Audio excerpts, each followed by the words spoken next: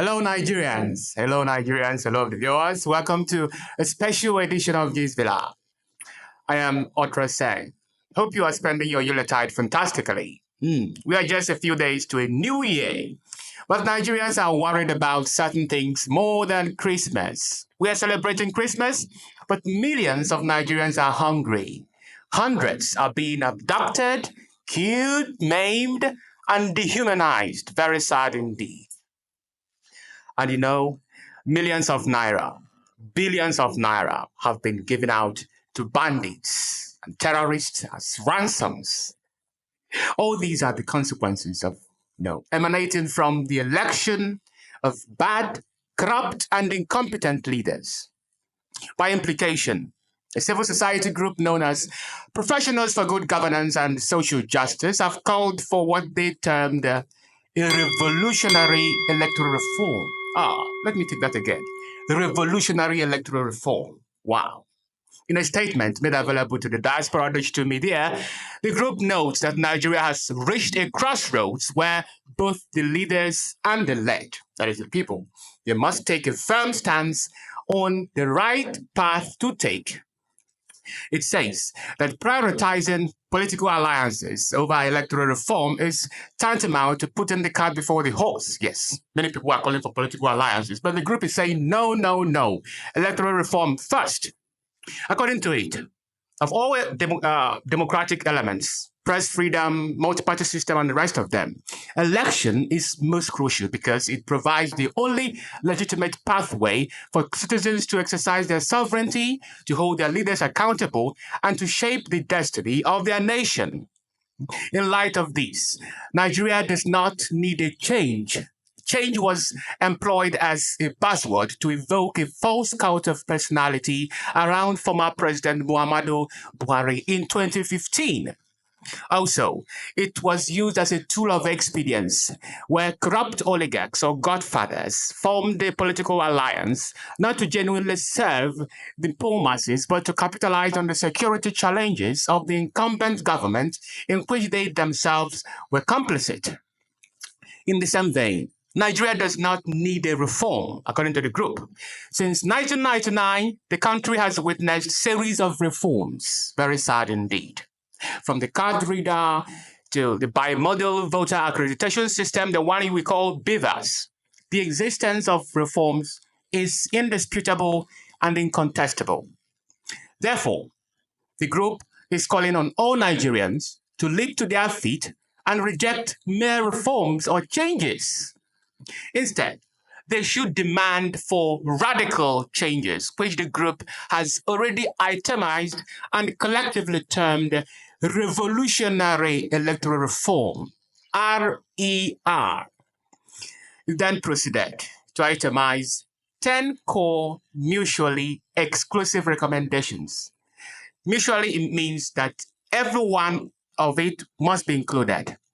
Now, the statement reads, I quote, "In this enterprise, the National Assembly, as the first arm of government, must get the ball rolling through radical and unambiguous pieces of legislation.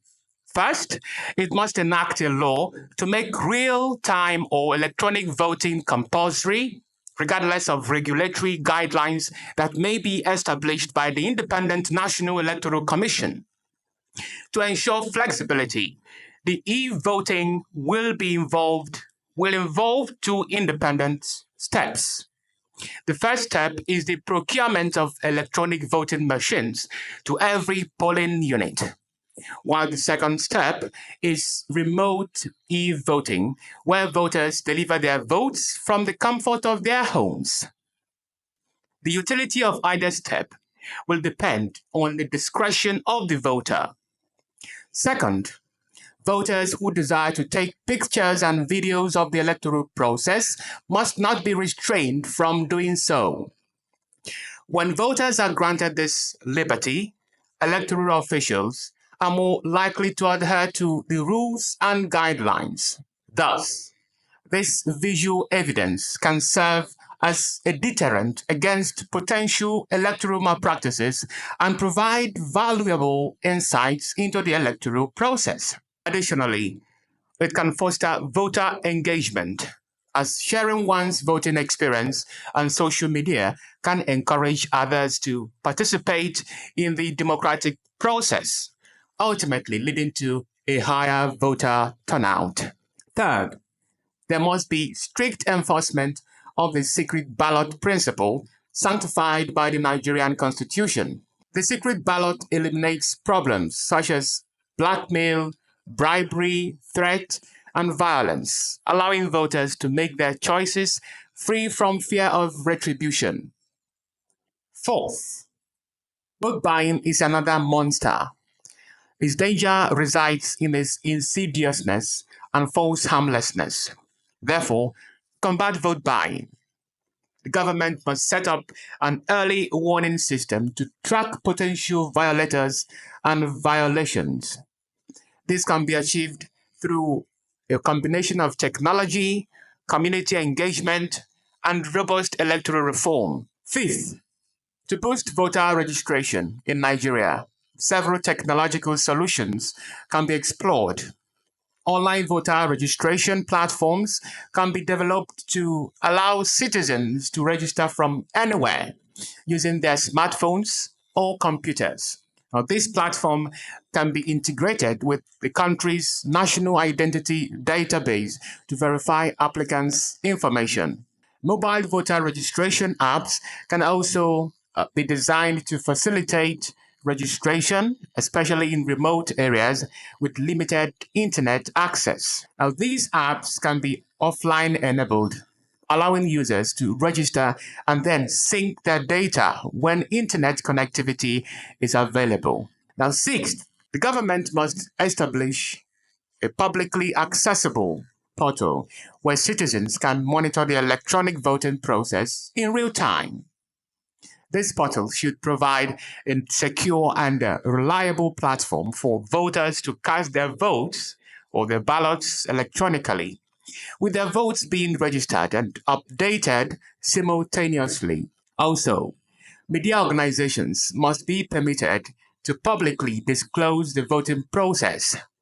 Moreover, civil society organizations that desire to mount independent tech monitors must be granted absolute leeway to do so. The idea behind all this is to ensure the integrity and transparency of our electoral process. Seventh, in a country where party ideology and loyalty are non-existent and defection is a hobby, independent candidacy could not be entirely strange. Independent candidates often emerge from the grassroots, giving a voice to marginalized communities that feel disenfranchised by traditional party system. In essence, the candidates are unencumbered by party affiliations, allowing them to approach problems with a clear and unbiased mind. Eighth, the National Assembly must legalize diaspora voting to ensure inclusivity and holistic representation. It can also promote global citizenship and engagement by encouraging citizens to, living abroad to stay connected with their country. Ninth, it is imperative that election petition tribunal cases be concluded within 1 month before the swearing in of a disputed president-elect. Rushing into inauguration without resolving their disputes can lead to a legitimacy crisis, undermining the stability of the government and creating an atmosphere of tension and mistrust.